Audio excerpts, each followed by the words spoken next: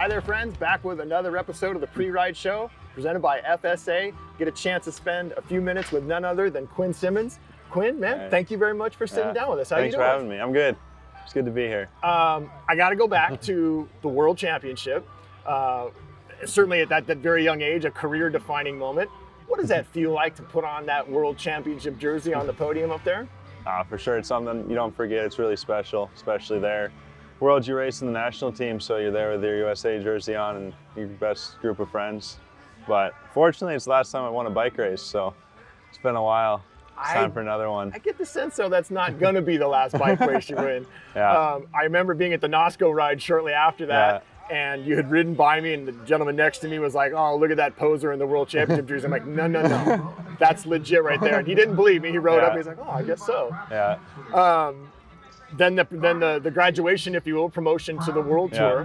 What was that first World Tour aha moment like when you went, wow? Was it, whether it's getting elbowed into the gutter or someone saying something in another language, or what was that moment of, man, I have really arrived here? It probably had to be the first training camp when you're just looking around. You got guys like Niebly there and Stuyven, and Mads had just won the Elite Worlds, so we were there when he put on his jersey for the first time.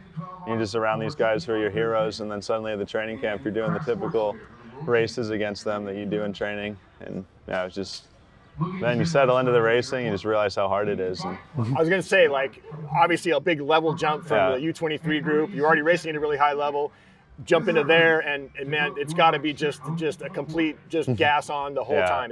What was that experience like, those first couple of races? It's definitely different. The dynamic's different. You start so hard, and then you got the long, easy break in the middle, and then just unbelievably hard and crazy the last hour. And it's just realizing that everyone's at your top level. Before, there's the gaps, and now the gaps are 1 or 2 watts between the top guys and the guys now in the top. So it's just, the overall level is so high. You've had a pretty successful campaign, had some good races so far. Any of those races stand out as being, wow, I'm really here on this scene and in the middle of this race at the highest level of sport? Yeah, I had some good moments last year in some smaller races, but then I think the first real one was at Strada, making the front group with the 8 of us that were there, and I had what I felt like were at least legs for the podium, and obviously it's taken away from a flat, but to be in that group, it was the first time where I was like, I'm in control here, and it felt like I was racing again. Before I was just hanging on, and that was the first race where I was like, okay, I'm here, I'm ready to race these guys. That's gonna feel good, right? That's kind of a validation point that I belong here. Like I can really legitimately contend for this race against these competitors. Yeah, having the Corona year be your Neo Pro year was hard because I didn't really get to race so much, but it was nice to finally have a little validation that the training was working.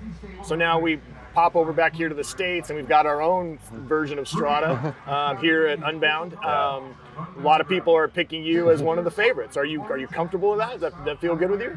Yeah, I mean, obviously you wear a World Tour jersey here. No matter who you are, everyone's going to look at you. And then, I think I came off the mountain bike as a junior, and I like riding on the dirt. I think I showed at Leadville I had the power on these longer races, and then Strada again validated that. So for sure you have to expect to be watched, but at the end of the day, it's a horsepower race. So mechanicals aside, if everyone has equal luck, whoever has the biggest engine wins. So yeah. What's the bike setup like? Anything unique we're going to take out there on the road with you? We'll be on the Trek checkpoint. We're running 40C tires from Pirelli. It's just, it's a whole different game from normal road racing. We don't know what gears to run, anything. Sticking with the 1x, almost a road gearing, but we'll see how it pays off. Okay. And as we look forward into the calendar a little bit, any other races? Are you back to Europe and getting into the full calendar over there? Yeah, so I leave Sunday to go to Europe, and I land Monday, start tour Belgium on Tuesday.